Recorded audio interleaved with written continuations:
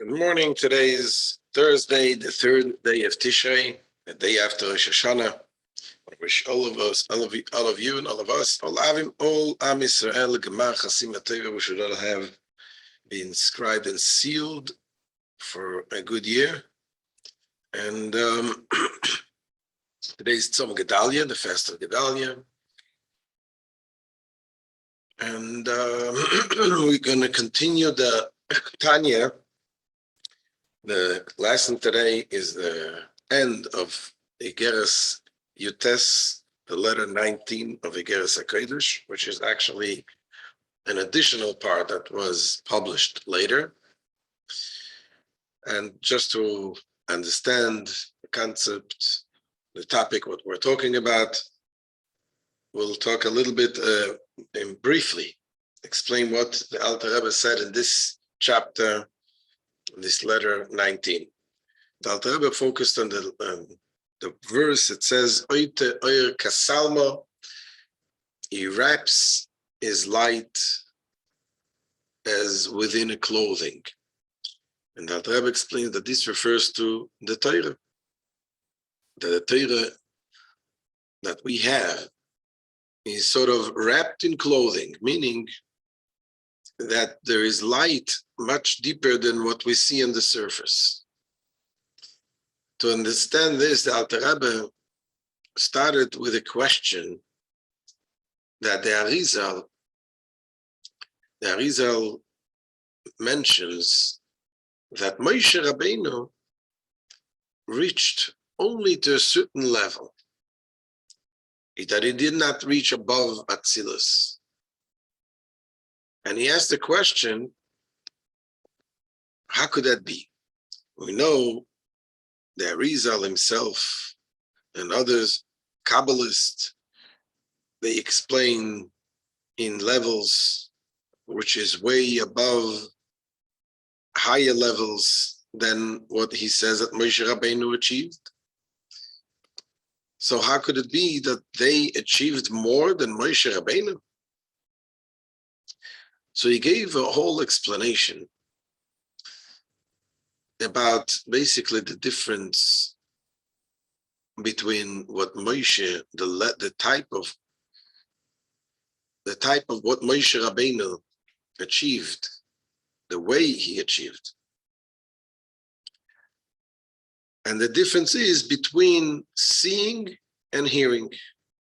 Moshe Rabbeinu was on the level of Re'iyah, seeing. And the Nevi'im and the sages, the Chachmei Emes, as he says, the sages of the truth, like the Rabbi Shimon Bar Yochai and the Arizal, they did not achieve in the level of Re'iyah, but it's more like Shmiya, like hearing. Now, what is the difference between Re'iyah and Shmiya? We say seeing is believing. When you see something, you see the truth. When you see, there is actually an advantage in each. There is advantage in the seeing, and there is advantage in hearing. When you see something, you see it in a way that becomes one with you. You become connected to it. Nobody can shake you away from what you saw. You saw with your own eyes, that's it. When you see something, you become connected. That's why even in the halacha, in the law, the Jewish law, when they say, how do we prove something when you have witnesses?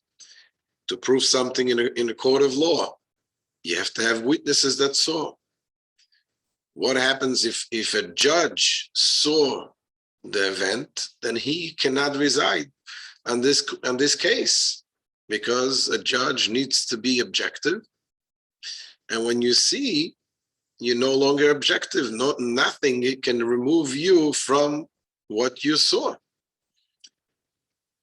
But when you hear something, when you understand something, then you can understand, you with all kinds of explanations that is given to you, and you understand it. but it's not so, you're not so sure with what you see, with what you understand, like seeing. Yes, you can be very, very convinced that what you understand is true, but it doesn't mean that it's unshakable. Someone can come with a different, can confuse you with all kinds of ideas and all kinds of reasonings why what you think is true is not really true. So that is the plus in the seeing. The seeing is something firm, you connect to it. Hearing is not necessarily so strong. On the other hand, there is also an advantage in hearing, and that is when you see, you can only see what your eyes is capable of seeing.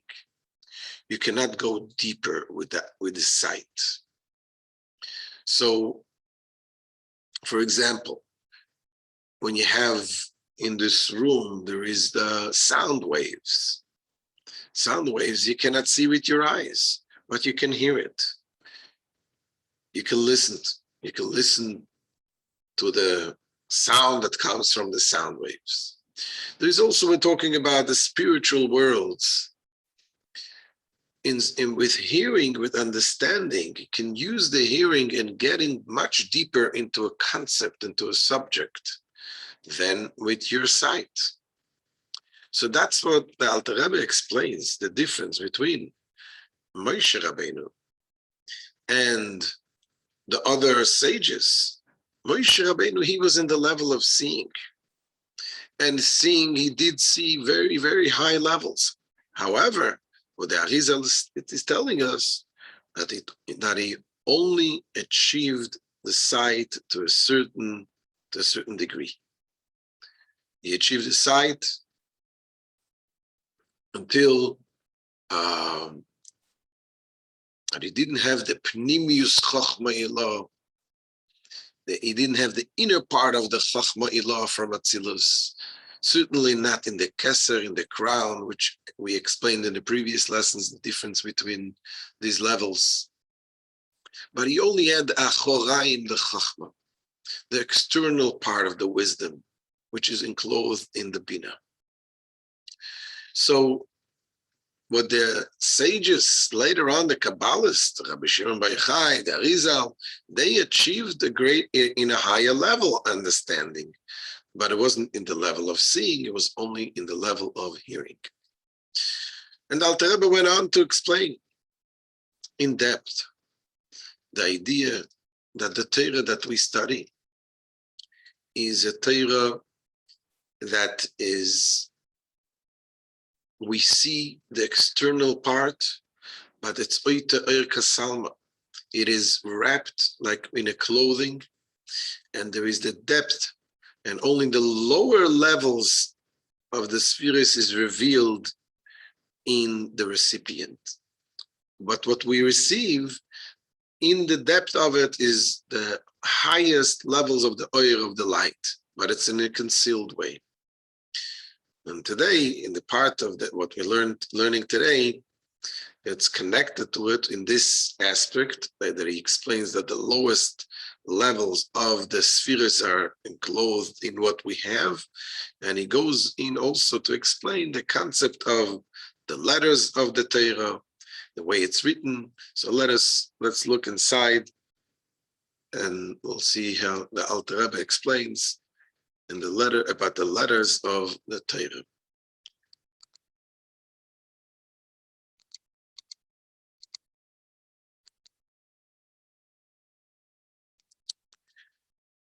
So here says the Alter Rebbe,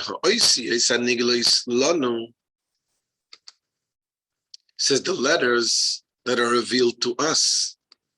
They exist in action, speech, and thought.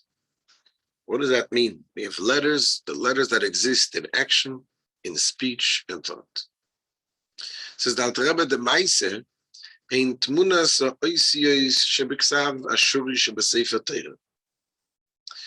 pertaining, it says the plane of action and the visual forms of the letters in the Assyrian script of the Torah scroll. When you look at a letter, you have the shape of the letter, that's the action of the letter. And the shapes of the letters that they really represent the depth of what each letter means.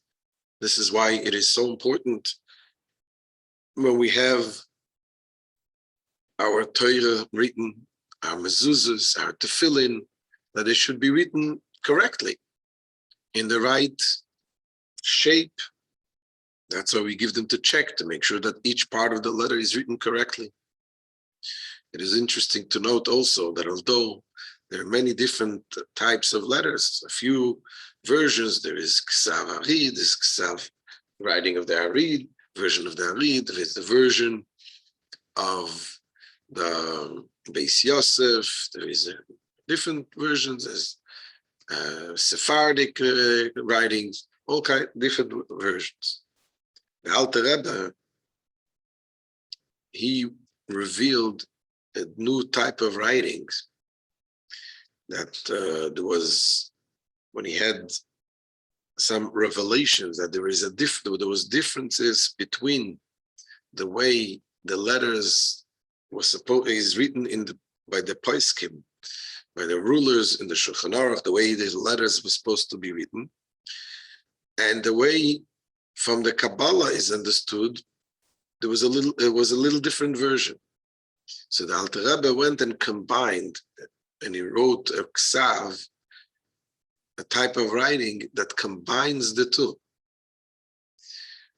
And he gave he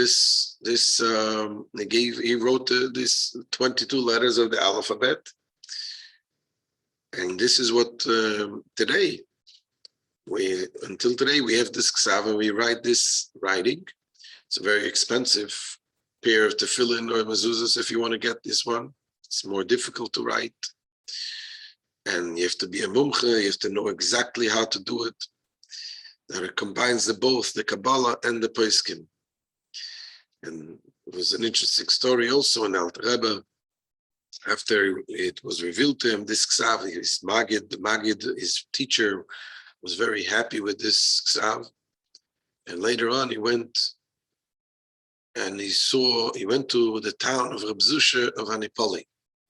When he came there, he visited a sefer, and he saw there was a sefer in the town that wrote exactly the way he just discovered what we need to write. And he asked him, who taught you how to write like this?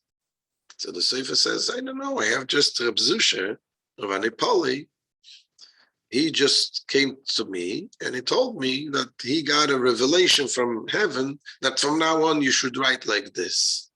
So whatever the Alter Rebbe discovered, it was revealed to Reb Zusha that this is the right way to write the letters.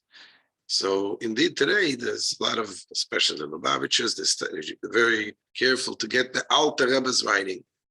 But in any case, whatever writing you have, the shapes of the letters, they represent something very precise, very deep, and this is the action of the letters. And we have also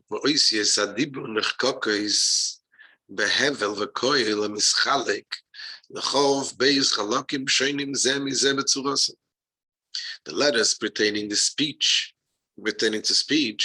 are engraved, it says, in the breath and voice, which is divided into 22 parts, one differing from the other with respect to their form.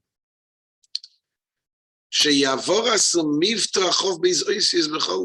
this is the enunciation and the utterance of the 22 letters in any language. Says the Alter Rebbe here, we have 22 letters in the Hebrew language. Says the Alter Rebbe that any language has these 22 different sounds. Although you can have many different letters in other languages, but they're all part of these 22 sounds that is in Hebrew.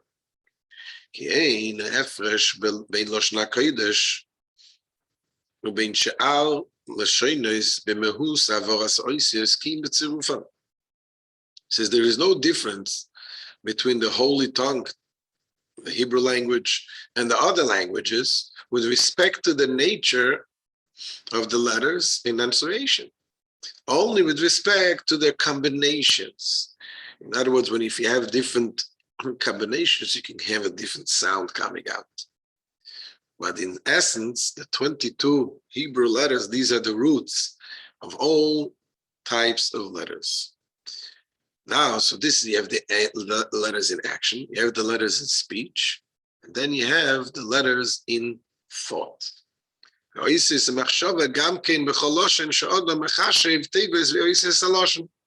letters of thought are again in any language that a person may think, the words and letters of that language and its letters. And there too, when you think also with letters. I'm sorry, I just realized I didn't share this, the inside. So let's go back. So again,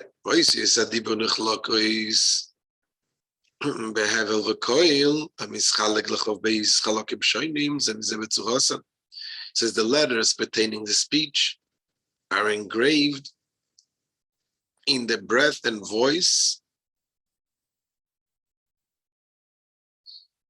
which is divided into 22 parts, one differing from the other, with respect to their form. Meaning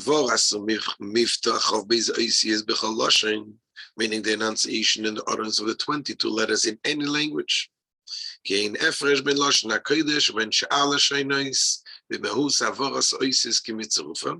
says, for there is no difference between the holy tongue and other languages with respect to the nature of the letters, in the letters in enunciation, only in respect to their combinations. The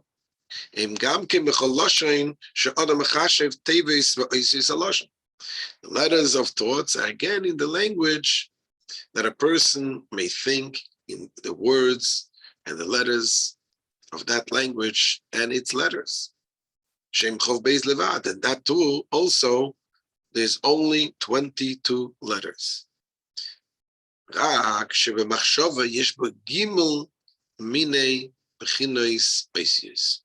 says now in thought, there are 3 kinds of letters. In thought, there are 3 kinds of letters. What are the 3 kinds? So he says,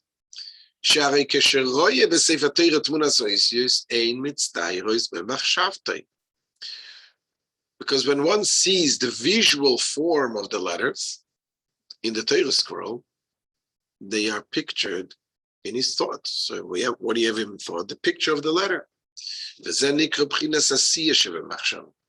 Now this is called the action in thought. It's merely just the action, the physical part of the thought, the letter, the shape of the letter. It says the manner in which thought envisions the letter of actual handwritten script in terms of the spiritual world of Bria, Yetzir, and Asiyah. Action in thought relates to the lowest world, the world of Asiyah, world of action.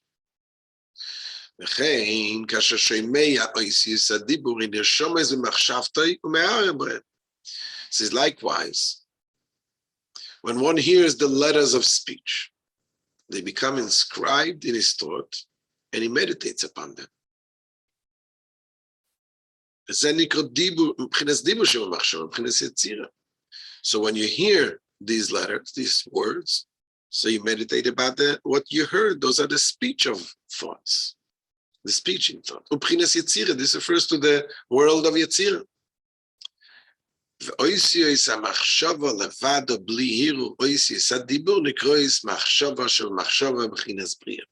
the letters of thought alone, without any meditation on the letters of speech, they are called the thought in thought.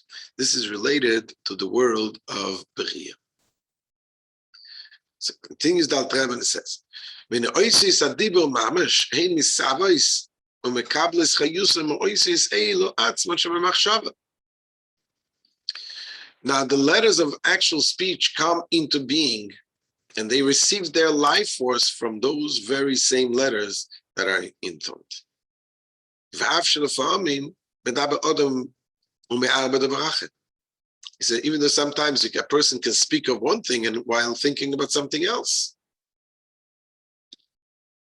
So if we say that the thoughts comes from the letters that you think, then how could you speak about something else? If you say that, the speech comes from the letter that you think, so how could you speak about something and think about something else?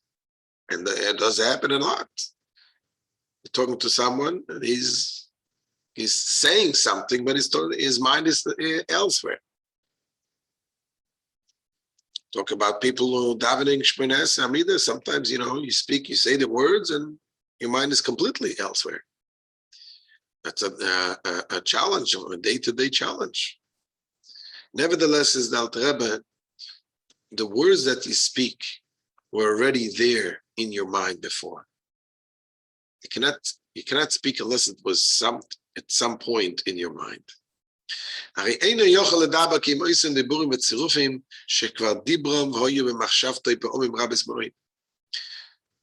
in such an instance, he can speak only such words and combinations that he has already spoken previously, and that were in his thoughts a great many times.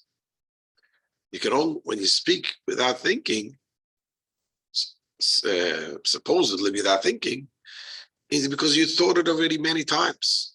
That's why you can speak it. Comes almost automatically.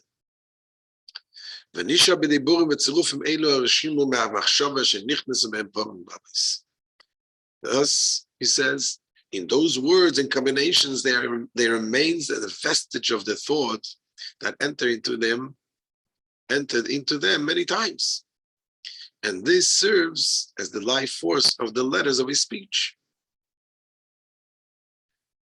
All of this, says the Alter Rebbe, in order to make the point that we mentioned earlier, that we see in the Torah what we have today. We have physical things, just instructions about how to wrap the tefillin, instructions about such simple things that seem very mechanically, very simple. And yet we say in there are invested the greatest light of Hashem. This, the Alter Rebbe says, is similar to this concept.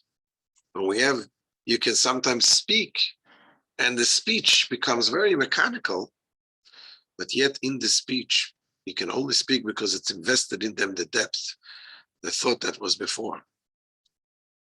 Says Alter Rebbe, v'zeu b'chinas hachoyrayim v'chitzonius netzach hoyd yesoid miparzuf elyon shenichnas batachtoin liyos lo b'chinas moichen v'chayis kaneda. And this, in the term of Sephiros, is the hindmost aspect of the externality of the Netzach, Hod, Yesod. Those are the three lower levels of the attributes, of the vestige of the higher realm that enters into the lower one, serving it as the intellective faculty of Moichin, the brains, and life force as is known. So what do we conclude from this chapter?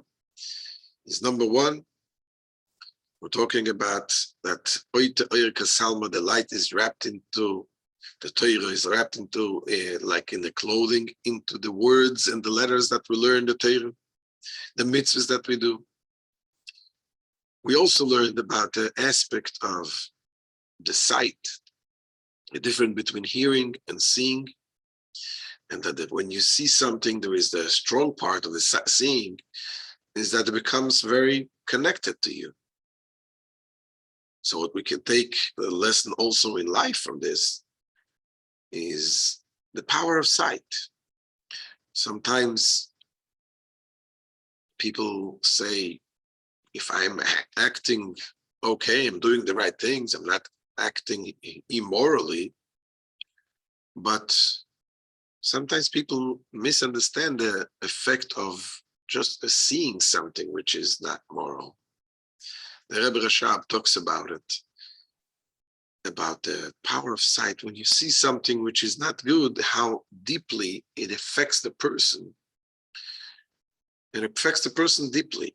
When you see something, if you see not a good sight, it talks about how we have to watch our eyes, what we see, what we look at.